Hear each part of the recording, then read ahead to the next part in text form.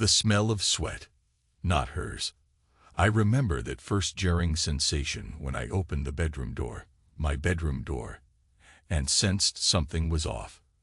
It clung to the air in a stale, damp wave. A new smell, unexpected in my house, and definitely not Anna's delicate mix of lotion and rosewater. This was sharp, animalistic. The smell of a man who wasn't me. I said nothing, just stood there in the half-dark, letting that moment etch itself into my mind. Dust particles drifted through faint lines of light across the room, each speck a tiny messenger reminding me that everything, absolutely everything, was about to shatter. It was that quiet hush just before a thunderstorm breaks the sky, a tense stillness where you wait for the inevitable crash. I stared at our unmade bed and felt my stomach twist in a way I'd never experienced before. She'd said I was too old, she'd said we'd grown apart, but I told myself it was normal for married couples to argue and drift sometimes. You believe what you need to believe, right? Later that night, after Anna fell asleep, I copied her phone's data to the shared cloud account we'd set up years ago. Normally, we used it to store harmless vacation photos, business receipts, random everyday snapshots. But that evening I had the strangest impulse, as though my mind insisted there was more to see. My gut had churned with suspicion ever since that smell in the bedroom. And so I found myself in my office with a cup of black coffee, clicking through folder after folder. My eyes burned from staring at the screen. My heart pounded harder with each file I opened. Then I found it, a hidden album titled in a way that was so trivial it screamed guilt. Personal. It was late, maybe 2 in the morning, when I opened that album and saw them. The pictures, the stolen moments, the videos with timestamps that overlapped with nights she told me she was working late. And I recognized him. Michael Carter, the flamboyant creative type from her event planning circle. Blue eyes, smug grin, toned arms. The same man who once told me over polite dinner conversation, "You and Anna are so great together." For a moment, I couldn't breathe. Every image felt like a scalpel slicing away the illusions I carried. Illusions that maybe we were still okay. Illusions that my wife simply needed more space. Illusions that age was just a number. The sickening swirl of heartbreak and rage burst up my throat until it felt like I might choke on it. I tried to keep my composure, to maintain some semblance of control. But the more I saw them, her smile pressed against his lips, her hands tangled in his hair, the glow in her eyes that I hadn't seen in too many years, the more I understood how completely she'd betrayed me. I heard her voice in my head. "You're just so serious, Robert. Lighten up. We've been married a long time. Maybe we need a break." That had been her refrain lately, a gentle prod to get me to loosen the reins. She wanted more spontaneity, more excitement. She told me I was stiff, and in my insecurities, I thought perhaps she was right.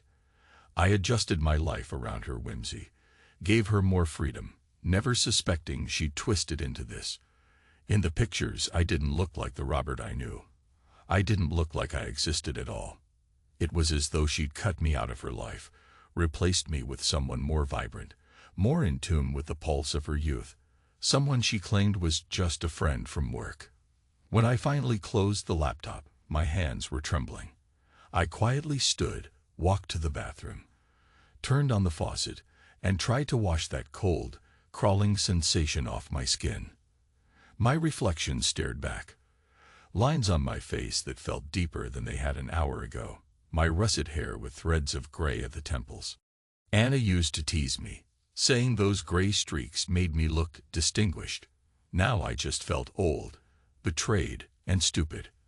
The water running through my fingers did nothing to quell the storm inside. I stumbled back to our bedroom, slid under the covers without waking her, and lay there, motionless, counting her every breath. The same steady rhythm I'd found comforting for so many years now sounded like a slow, mocking metronome ticking away the last of my illusions. I didn't confront her right away. I couldn't. I needed to think, to plan. There's a fine line between pain and rage, and mine was about to ignite into something far more dangerous. My mind started spinning, half numb, half frantic, constructing scenarios, possible outcomes, all while I watched the shadows shift along the ceiling. I could hear my father's voice from years ago, that stern moral code he tried to drill into me. A real man doesn't stoop to their level. He solves problems with dignity. But dignity is a fragile shield against raw heartbreak. And so I said nothing. I let the tension build. The next morning, Anna woke up as if nothing was wrong. She got dressed in one of her elegant blouses, carefully applied a soft pink lipstick, and offered me a lukewarm smile. I reciprocated with polite small talk. The smell of coffee drifted between us, a normal day in a normal household. She glanced at me, her eyes searching my face. "What?" she asked. "You seem quiet."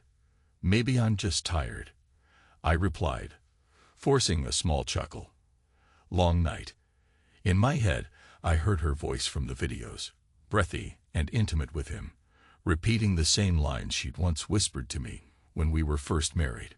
My stomach turned, but on the surface, I was stone. She left, headed to the office, or so she claimed. I let her go. I needed more time to process. The day dragged on with me in a haze. Work calls, emails, data to analyze. I stared at spreadsheets, but only saw the images from that hidden folder. I heard echoes of Michael's loud, cocky laughter from the one time we'd all had dinner. The fact that he'd sat across from me, complimenting my taste in wine, made my blood boil. I remember the moment I decided to act. It was near lunchtime. My phone pinged with a message from Anna. "Don't forget to pick up more coffee beans. Love you." The casual tone, the pretense that all was well, snapped something inside me. My mind lurched to the black humor. "Love me, huh? That's what she says." Another quick mental flash. Her nails scraping down Michael's back in one of the pictures, the pure ecstasy on her face. I typed back, "Sure. Love you too." Then I laughed bitterly, a sound that came out more like a choked snarl.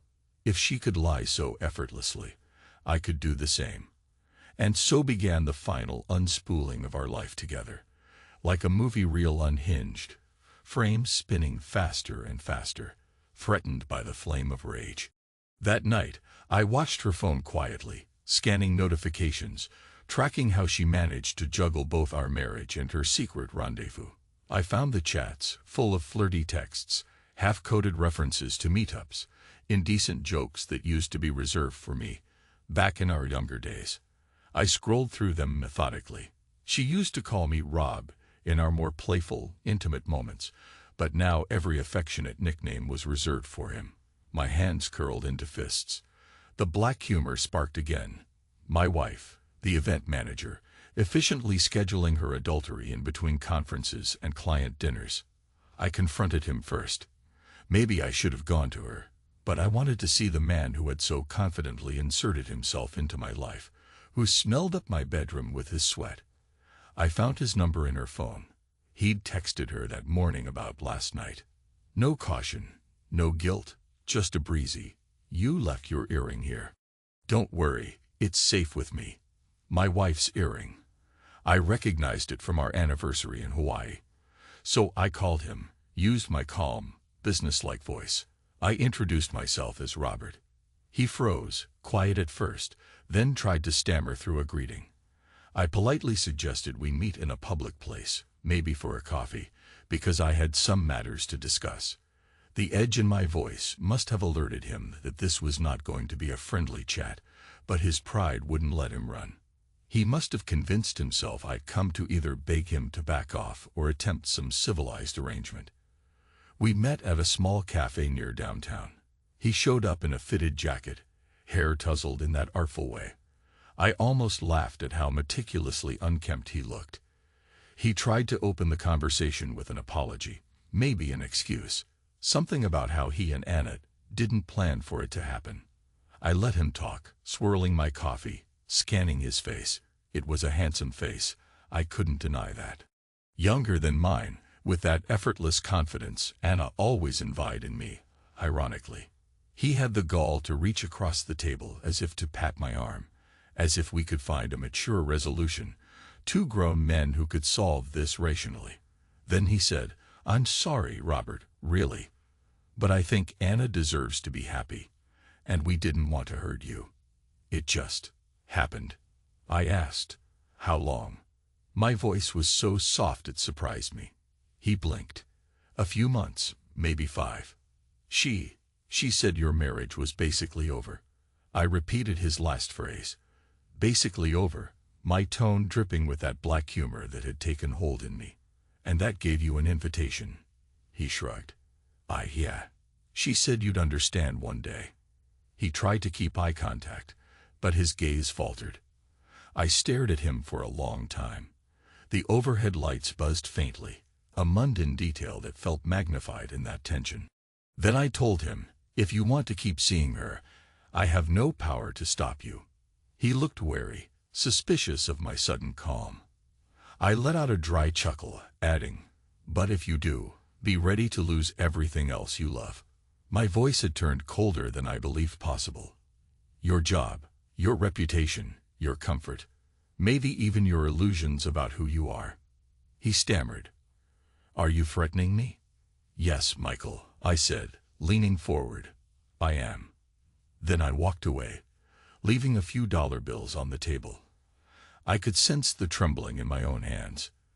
This was not a game. I was no physical brute, but I had connections, enough knowledge and resources to unravel his life, and I was prepared to go down that path. Within a week, rumors circulated in his advertising agency, accusations of impropriety in how he handled a recent project. I knew people in the financial department there, a few well-placed tips about fraudulent invoices. My old connections came in handy. The company believed the worst. He was let go, no questions asked, pending an investigation. He tried to defend himself, but the system devours you quickly when you're cornered. I might have felt pity on another day, but all I saw when I thought of him was the image of my wife's nails scraping down his back. Let him squirm. Anna, of course, started hearing about his downfall through mutual friends. She got suspicious, questioning me late at night while I pretended to watch sports highlights. "Do you know anything about what happened to Michael? He lost his job. Something about a financial irregularity." She looked at me carefully, her expression flickering with tension, but also a hidden kernel of fear. She couldn't bring herself to say the obvious. "Are you punishing him, Robert?" I turned the TV off and faced her, letting the silence stretch. Finally, I repeated one of her old lines. "You're always overthinking. Relax." Then I forced a laugh. Why would I care about Michael's job? We barely know each other. She tried to read my face, but I'd learned to become a mask. My voice was measured, eyes unwavering. Another piece of me died inside, though. Part of me wanted to confront her with the pictures, with the texts, to scream at her for destroying our life. But I found an unexpected satisfaction in the slow process of unraveling everything she held dear, one subtle thread at a time. A couple of days passed. I gave her more space, ironically. She tried to act normal, though now I could see the guilt etched in her mannerisms. She was checking her phone constantly, stepping outside to take calls, possibly from Michael. I heard her muffled voice once from the backyard, saying, "I don't know what's going on. I'm scared, okay? Please, just calm down." Then her tone dropped to a hush, and I heard nothing else. I turned away from the window, smiling grimly. She was still seeing him. That part was clear. Or if not physically, they still planned to hold on to each other in some intangible, desperate way. I began to wonder if she might run away with him. But then I realized, Anna wasn't the type to give up her life of stability so easily. She'd always valued security. Financial, emotional, social. She wanted the best of both worlds. A husband who provided, and a lover who fueled her fantasies. I decided to give her the chance to choose. I told her one night in the kitchen, without any preamble, "I think we need to talk, Anna. About us. About what's really going on." She froze at the sink, an empty glass in her hand. I saw the muscles in her back tense under her blouse. She turned around slowly. Rob, I know things have been tough lately. Don't, I interrupted, holding up my hand. Don't pretend it's just tough. I took a measured breath, my heart pounding. Either you end this, whatever it is with Michael, or I do. She set the glass down. Her shoulders sagged, but there was relief in her eyes. She must have thought I was giving her a straightforward ultimatum, that I wanted to fix our marriage in a conventional sense. She approached me, eyes brimming with tears. I'm so sorry. I swear, we never meant to hurt you. I almost laughed in her face. I'm not hurt, I said, voice tightening. I'm destroyed. There's a difference. A beat of silence, then I asked, so what's it gonna be? She hesitated. For a split second, I thought she might say, I choose him. But fear got the better of her. She whispered, Rob, I'll end it. It's over, okay? I just got confused. Her tears trickled down her cheeks. I do love you. We can try again, can't we? I studied her face. This was the woman I'd once sworn to protect, to cherish. My wedding vows haunted me. For better or for worse, I'd said all those years ago. I should have felt relief, but all I tasted was bitterness. I offered her a tissue, letting her cry into it. That was my moment of supposed victory, or at least how it might have looked from the outside. But it was also the moment I realized nothing between us would ever be the same. She was still speaking, rambling through apologies and confessions, promising to cut ties with Michael once and for all. I remembered the humiliating detail of that sweaty smell in our bedroom. I pictured her half-naked body leaning into him, not me. My voice came out slow, detached. You always said I was too old for you, remember? That you needed something more. That we were basically done. She flinched at my repetition of her words. So why this sudden need for me now? She stared at the floor. Because I'm scared, Rob. I can't lose everything. I made a mistake. I'm sorry. So that was it. She couldn't lose everything. That included me, or at least what I represented. Security, money, reputation, the life she'd known for over a decade. She reached for my hand, but I pulled away. I allowed her to believe for a few weeks that we were rebuilding. I let her text me sweet nothings, let her cuddle up at night, as if we were healing. But I never told her I forgave her, not in any real sense. Oh, I used the word forgive. I let it drop once or twice, coldly, almost sarcastically. In that time, Michael spiraled further into misery. He lost his apartment. He'd apparently sunk a lot of money into a side business that was now under audit due to the same rumors. I heard through mutual acquaintances that he was desperate to talk to Anna, but she blocked his number. For a while, it felt like a chess game. I was sacrificing my own emotional pieces, but systematically isolating them both, making them realize how powerless they were. She kept trying to draw out some show of tenderness from me, some proof that I still loved her. I'd nod, give her the briefest hint of a smile, but remain silent. She started to panic, feeling a barrier she couldn't breach. She'd ask, "What are you thinking?" And I'd shrug. Sometimes I said, "Nothing." Other times I'd use her old phrase, "Relax, Anna, don't overthink." I watched her unravel. She'd wander the house in a daze, picking up old photo albums or asking about times we once cherished. At dinner, she'd force bright conversation, only to fall silent when she noticed the blankness in my eyes. It gave me a twisted satisfaction to see her slowly realize that my emotional doors had slammed shut. And still, I felt the strangest pull. I did love her, somewhere deep down. That part of me was overshadowed by a dark sense of vengeance. But it was there, quietly throbbing like an old wound. She was my wife. After all, the woman I once adored. One afternoon, I came across her phone on the kitchen counter. She'd left her messages open. There was a single text from Michael, begging for one last conversation. I saw her typed reply. I can't talk anymore. Please don't contact me again. I'm trying to fix my marriage.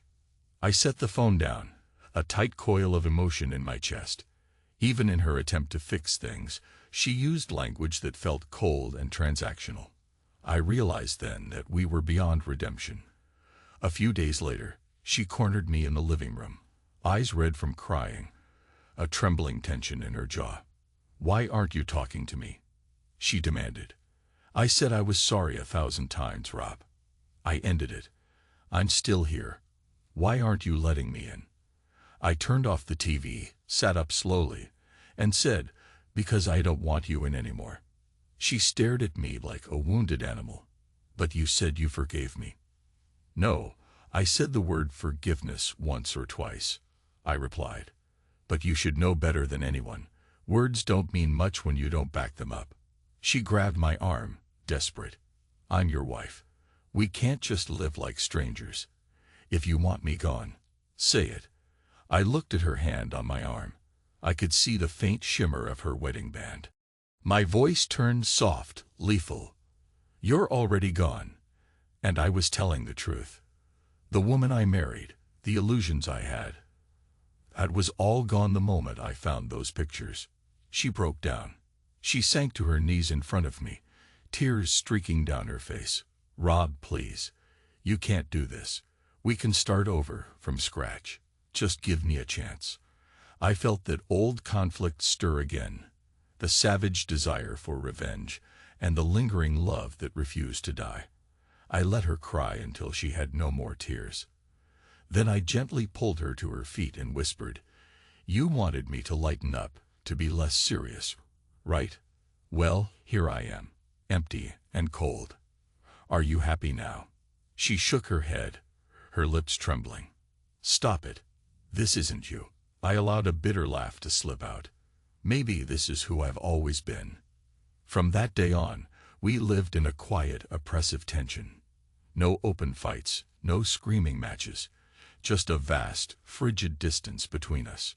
She refused to leave, clung to the hope that I'd come around. But the truth was, I enjoyed watching her confusion, her regret. It was like an endless circle, day after day, with me offering just enough civility to keep her in the house, but never letting her forget my hurt. I hardly recognized myself. Where once I was a devoted husband, now I was some kind of avenging wraith, drifting through my own home. Eventually, fate, or cruelty, handed me a new card. My mother fell ill again, and the nursing home called to say she needed to be taken to the hospital. I dreaded the prospect of a long drive with Anna at my side, but I had no choice. My mother was in critical condition, and the staff suggested we come as soon as possible. I was too drained to fight alone, so I told Anna to grab her coat. We headed out to the car, silent as tombstones. Halfway there, Anna's phone buzzed. She hesitated, glancing at me, then answered. It was Michael. I heard his voice faintly through the speaker. He sounded frantic. "Anna, please, I'm sorry. I lost everything. I need you. We can figure this out. I love you." She covered the phone, whispered, "Michael, I'm with Rob right now. This is a bad time." Her eyes flicked to me. My knuckles whitened on the steering wheel. I felt a wave of rage, then a surprising numbness. Even now, he was trying to pull her back. The gall of this man. She ended the call, turning the phone off. "I'm sorry," she mumbled, almost too softly to hear. I said nothing for a while, just kept driving, the city lights blurring by. But inside my head, the questions pounded like hammers. Would she have left me if I hadn't pressed her? Would she prefer to be with him at this very moment? Did she actually love me, or was she just too scared to face the fallout of her betrayal? I couldn't face those answers. They were too ugly. So I turned them into black humor, a sardonic commentary in my mind. What a comedy of errors we've become, I thought. Here we are, husband and wife, riding to the hospital to see my dying mother. Fresh from an affair she tried to end, but her lover still begs for her. At the hospital entrance, the smell of disinfectant and the hum of fluorescent lights gave the place an eerie sense of purgatory. We found my mother's room. She looked frail, oxygen mask clinging to her face. I felt a jolt of shame for letting my vendetta consume me, ignoring the fact that time was running short for the only parent I had left. My mother's eyes flicked between me and Anna, her expression faintly puzzled as if she sensed something was off. "Mom," I said, forcing a gentle smile. "How are you?" She tried to speak through the mask, voice raspy. "Been better, son." She glanced at Anna. "Is everything okay between you two?" "Everything's fine," Anna said, but her voice wavered. "Fine," I echoed, and even my mother, disoriented as she was, didn't seem convinced. We stayed for hours, half expecting the doctors to say it was time to say our goodbyes. But she stabilized enough to be admitted for observation. Anna tried to comfort me, resting her hand on my shoulder, but I shook it off. I was tired, so tired of the duality, the hypocrisy. Eventually we left, still in the same car, heading home in tense silence. Darkness pressed against the windows, the neon signs of late-night diners flickering by. Anna tried once or twice to speak, but I gave no reply. I knew I was close to the end of my rope. Michael must have found out about my mother's condition. Maybe Anna texted him. I never found out. All I know is that, as we turned onto our street, headlights appeared in the rearview mirror, weaving erratically. A horn blared. I pulled into our driveway, and the car behind screeched to a halt. It was him. He stumbled out, clearly in some kind of frenzy, his eyes shining with desperate intensity. Anna gasped, fumbling for the door handle. She stepped out, calling, "Michael, what are you doing here?" He pointed at me, voice slurred. You did this to me." Whether he'd been drinking or was just out of his mind with anxiety, I couldn't tell. "You ruined me. You turned Anna against me. I lost my job, my place, everything." I stayed behind the wheel for a moment, contemplating the situation. My initial thought was, let him try something. Let him lash out. I was too dead inside to fear him. But I also couldn't risk a scene in front of the neighbors, or a confrontation that might end in genuine violence. So I got out, calmly, and walked around the car. Anna stood between us, tears in her eyes, her voice shaking. "Michael, please, you have to go. This is insane." He grabbed her arm, not harshly, but enough to make me tense. "Wait, Anna. I just need to talk." I stepped forward. "Get your hand off my wife." My tone was a quiet growl. He let go of her, but didn't back away. The street lamp cast a sickly yellow glow on the three of us. It almost felt like a cinematic moment, the final act in some twisted drama. I told him, "You want to blame me for losing everything, fine. But I didn't force you into bed with another man's wife." He sneered, eyes wild. "She loved me. She still loves me. You think you can trap her in this shell of a marriage?" Anna closed her eyes, murmuring, "Michael, don't." I braced myself. A part of me wanted him to throw a punch, to give me the excuse to end this physically. But another part whispered that I needed to keep calm. I spat back at him. "You came here to do what? Beg for her again? Or are you here for revenge?" He half laughed, a bitter, broken sound. "What's left to take from me?" "I have nothing left." Before I could answer, Anna stepped toward him, voice trembling. "Go home. Please, it's over. I told you that. Robert and we're going to work through this." Her words should have given me some kind of dark satisfaction, but all I felt was emptiness. "We're going to work through this." She made it sound like a problem with the plumbing. Meanwhile, Michael looked shattered, that last flicker of hope extinguished in his eyes. He stared at me, then at her, then back at me. Finally, he muttered, "Fine. You win. You both deserve each other." He staggered to his car, started the engine with a roar, and skidded off into the night. Anna stood there, hands shaking, a tear rolling down her cheek. I heard her breath hitch. She turned to me, about to speak, but I shook my head. "Don't. Let's just go inside." Inside the house, The tension felt so thick I could taste it. She began to sob the moment the door shut behind us, crumpling onto the couch. I watched her cry, my chest aching with a brutal mix of anger and pity. So many questions battered my mind, but the one that rose to the forefront was, why did she do it in the first place? Why Michael? Why them? She looked up, her tear-streaked face twisted with guilt. Rob, I'm sorry. I wish I'd never. Stop. I cut her off, sinking into the chair across from her. You always say you're sorry. I wanted to remind her of everything. The stolen kisses, the nights she lied about working late, the sweaty smell in our bed, the hidden photos. But all I said was, I don't know who you are anymore. She tried to stand, to come over to me, but I held up my hand. Don't. Just stay there. In the days that followed, an odd routine took over. We drifted around each other in silence, occasionally exchanging stiff, polite words about bills, groceries, schedules, but never touching the topic that festered between us.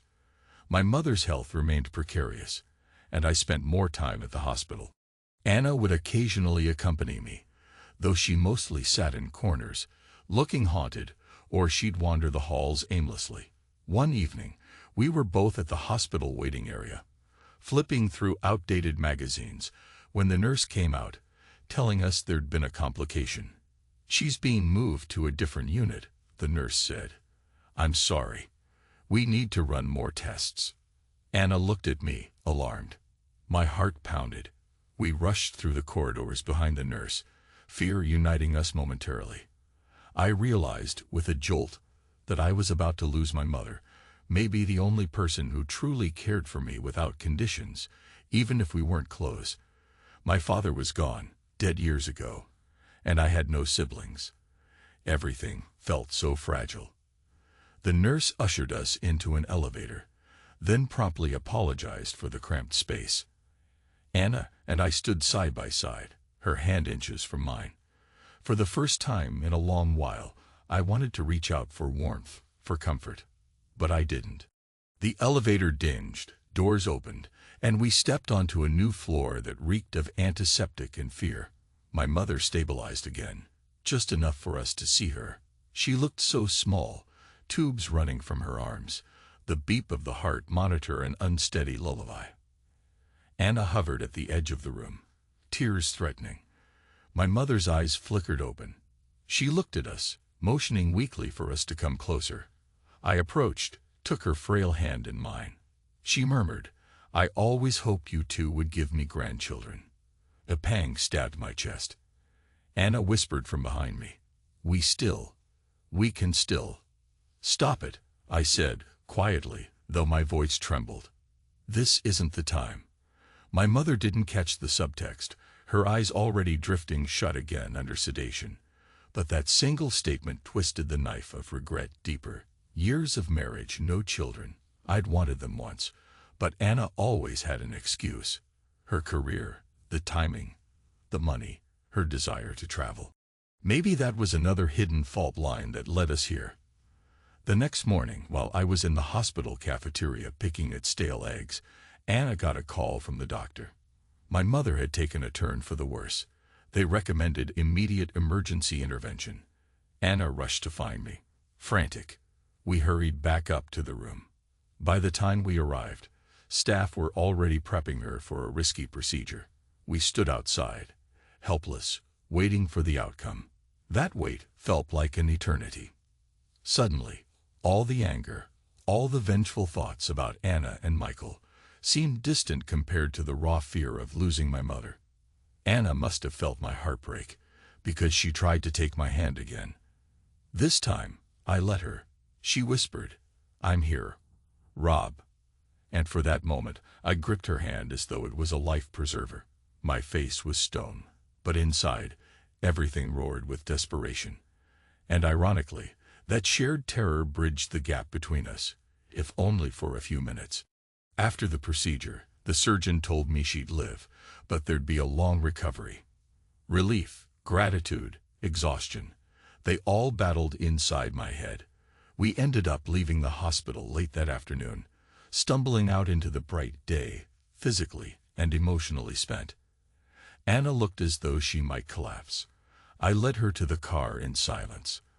As we drove home, she said, "You can let me out anywhere, if you need time alone." I looked at her, that old love stirring in me, so battered and bruised yet stubbornly alive. My voice came out ragged. "No, we go home together." She blinked, tears welling up, but nodded. That should have been a turning point, maybe, but it wasn't. The next day, old ghosts returned. She was distant, I was cold. We hovered in our routines, each of us unable to find the path forward. Around noon, the hospital called again. My mother needed new medication. I told Anna, "Let's go." She nodded. We climbed into the car, both of us taut with tension. The drive was silent for the first mile or so. Then she tried to speak. "Rob, about us." I cut in. "No. Focus on Mom first." She closed her mouth, biting back tears. We got on the highway. Traffic was heavier than usual, the sky churning with slate-gray clouds overhead. It felt oppressive, like nature itself understood the storm inside our car. My phone buzzed with an update from the hospital, urging us to hurry. My hands tightened on the steering wheel. Anna whispered, "I'm sorry," for what felt like the 1,000th time. Then, turning to me, she added something else. "I've been trying to be honest. I'm terrified he'll never love me again." I clenched my jaw. I wanted to bark out, "You destroyed that love," but the words stuck in my throat, because in truth, it wasn't entirely gone. It was strangled, battered, overshadowed by anger, but it still flickered. Instead, I said in a low voice, "If I tell you I forgive you now, would it even mean anything? Or would you assume I'm just lying?" She shook her head, tears glimmering. "I don't know, but I'd do anything just to feel like your wife again, even if that means giving up your freedom." I asked, that black humor creeping in. She stared at me, confusion and hurt twisting her features. "Stop talking like that." We fell silent again. The highway stretched ahead, an endless ribbon of gray and white lines. My mind swam with the possibility that even if she truly wanted to fix things, we might be irreparably broken. Then, in the distance, I saw brake lights flaring. Traffic thickened, a snarl of cars inching forward. I cursed under my breath. We couldn't afford a delay. I glanced at Anna, remembering how she used to say, "We'll always find a way around obstacles, Rob." She was good at that, pushing me to adapt, to be flexible. But this obstacle was too big, not just the traffic, but the wedge of betrayal between us. We merged into the next lane, creeping forward. The radio offered some mindless talk show, which Anna hastily turned off. Rain began to spatter the windshield. I flicked on the wipers. Then my phone rang. The hospital again. I answered, and the nurse's urgent tone made my heart sink. "Please hurry. She's taken a sudden downturn." Anxiety spiked through me, through both of us. Anna said, "Can't we get around this jam somehow?" I scanned the side roads, searching for an exit. Finally, I spotted one, though it was partially blocked by a line of slow-moving trucks. I wove through, ignoring honks. Rain hammered down, the wipers slashing across my vision. Anna clutched the door handle, breath shaky, but she didn't protest. The situation overshadowed our personal war. I found a back road, twisting and poorly lit. The storm unleashed itself, turning daylight into a bruised gloom. Lightning flickered in the distance, water pooled on the asphalt. The tires slid once or twice, but I kept control. Anna cast worried glances at me. She whispered, "Rob, be careful." That little trace of genuine concern made me grit my teeth. Why did a crisis have to be the only time she showed that raw, unguarded care? We pressed on, the car's headlights slicing through sheets of rain. I tried to keep my mind on the road, but my body was taut with dread. My mother's life, my crumbling marriage, my twisted sense of revenge that had corroded me from the inside out. Even if she survived, I wondered if I already crossed a line of no return in my relationship with Anna. Was I truly capable of forgiveness, or had I become so bitter that I wanted to keep punishing her forever? Suddenly, the steering wheel jerked in my hands. The car skidded on a patch of standing water, hydroplaning for a sickening heartbeat. Anna cried out. I fought the wheel, cursing, foot tapping the brake. We spun half a turn, the tail swinging into the opposite lane. Headlights flashed, a blaring horn. My stomach shot up into my throat. For an instant, everything seemed to slow to a cinematic crawl. Each raindrop crystallized, each heartbeat echoing in my skull. I heard Anna gasp. I saw the other car swerve. Then we slammed to a stop, angled across the road, water splashing up over the hood. I sucked in a breath, adrenaline surging. Anna was panting, eyes wide, one hand clamped over her mouth. The other car barely missed us, screeching off to the side. I could taste copper in my mouth from biting my tongue. For a moment, I was sure we'd collided, but we hadn't. The headlights behind us flicked, a driver yelling curses. My heart pounded like a drum in my ears. Anna let out a ragged sob, tears mixing with the rain on her cheeks. She turned to me, voice trembling. Rob, oh God. I stared at her, mind reeling with the near miss. We could have died just now. Was this punishment? Some cosmic retribution for what we'd become? I swallowed, forced myself to breathe. We're okay, I muttered. We're fine. But the truth was, we weren't fine, not at all. Lightning flashed overhead, thunder boomed. My mind churned with the chaotic swirl of regrets, blame, everything I'd bottled up. We managed to get the car back on track. I drove slower, hands shaking on the wheel. We found a safer route, following the occasional sign toward the main road again. By the time we reached the hospital, my nerves were shot. We parked quickly. She started to jump out, but I grabbed her wrist. She turned, confusion etched on her face. I swallowed hard, the storm still raging outside. Look, I know what you did, and I know what I did. All this time, we've been punishing each other, but right now, I can't. I can't lose my mother. So let's just get through this. Then we can figure out what's left of us. Her eyes glistened with tears, but she nodded. Yes, Rob. Yes, please. She gently squeezed my hand. I allowed it, though my heart remained guarded. I wasn't ready to let go of the anger, but the fear of death overshadowed everything else. We rushed in, dripping water on the floor, to find the staff in controlled chaos. The nurse recognized us and led us down a hallway. My mother was in critical condition. They let us see her for a few minutes. She was unconscious, monitors beeping erratically. I stood there, shoulders slumped, while Anna hovered behind me. I thought of my father's funeral all those years ago, how I promised my mother I would do my best to be a good man, a good husband. I remembered the pride in her voice when I told her I was marrying Anna, how she'd said, "This is the best thing you'll ever do." I closed my eyes, realizing how far I'd strayed from that promise. Time blurred. Hours passed. The doctors hustled in and out. At some point, Anna and I ended up in the hospital corridor, just sitting there. The overhead lights hummed. People bustled by with clipboards and stethoscopes. Neither of us spoke. I could feel her trembling. She was probably recalling the near accident, or the confrontation with Michael, or the guilt she carried for everything that had happened between us.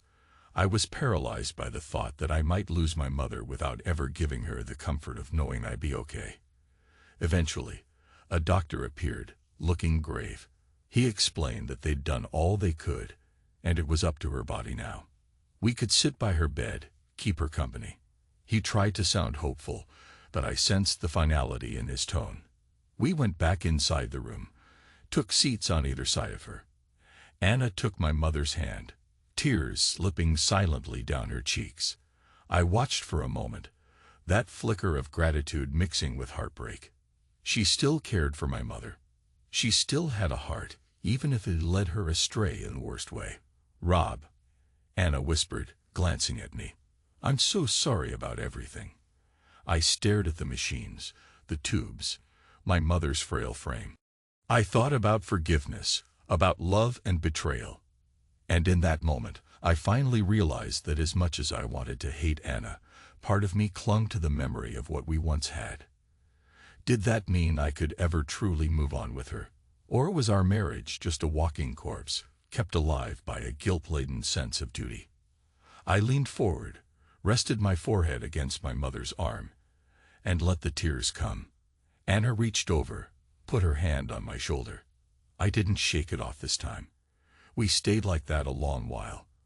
When my mother stabilized again, we left the hospital in the early morning hours. The sun was just peeking over the horizon, pale and tentative. We got in the car. I turned the ignition, but before I shifted into drive, I looked over at Anna. She looked exhausted, hair damp and disheveled, eyes rimmed red. Anna, I said, voice hoarse. Once Mom is out of danger, we'll settle this. I can't keep living like this. Her gaze flickered. Settle it how? I don't know, I admitted. But we can't pretend anymore. She swallowed hard, nodded. I don't want to pretend either. We drove in silence again, but this time there was a different tension. Something less hateful, more uncertain. I pulled up to a diner near the hospital, parked the car. Let's get some coffee, I suggested. She agreed wordlessly. We stepped inside, the smell of fried food and stale coffee enveloping us. Old couples sat in booths, battered truckers hunched over eggs. The waitress led us to a table. Anna stared at the menu, though I doubt she read a single word. We ordered coffee, sipped it in silence, eyes occasionally meeting. I thought of how many mornings we'd spent like this in the past, each day's routine once so predictable, so secure. Now it felt like we were travelers in a strange land, unsure of how to speak the local language. She took a trembling breath. Rob, I never stopped loving you. I was so lonely, and I know it sounds ridiculous because I caused most of that loneliness myself. But I want you to know that it wasn't about you being old or me seeking some wild thrill. It was me feeling neglected, and Michael gave me attention. It got out of control. I stared at my mug, the black coffee swirling. You said I was too old for you. And maybe you were right. Maybe we both changed. But you could have tried talking to me. Instead, you went to him. She lowered her head. I regret it so much. It's my fault. I nodded, letting the admission linger. Then I surprised myself by saying, and I made you pay for it, in some nasty, vindictive ways. I'm not proud of that. My voice sounded distant, like it belonged to someone else. We both turned ugly. She reached across the table, covering my hand with hers. This time, I didn't pull away. I felt the warmth of her touch, realized how starved I was for a moment of genuine connection that wasn't rooted in resentment. I blinked back the sting in my eyes. For the first time in a long time, I admitted to myself that no matter how deep her betrayal, I still cared. The anger wouldn't vanish overnight, but the love, battered and twisted as it was, still had a pulse. We finished our coffee in tentative peace. Then we drove back home, the morning sun glinting off the wet roads. I noticed she was gripping the seat a little from the memory of last night's near spin, but she didn't say anything. Finally, we reached our driveway. We sat there, engine idling. I shut off the car and turned to her. Whatever happens next, we have to stop lying. She nodded, tears in her eyes. Yes, no more lies. We went inside. Everything was the same, yet everything felt different. She set her purse down, then turned to me with a mixture of fear and hope. Rob, do we have a chance? I took a moment, considering. I thought of the smell of sweat, not hers, that had started this whole journey. I thought of the pictures, the nights of quiet fury, the harm I'd inflicted on Michael, the emotional torture I put Anna through, the near accident, my mother's precarious condition. My voice came out quiet. I don't know.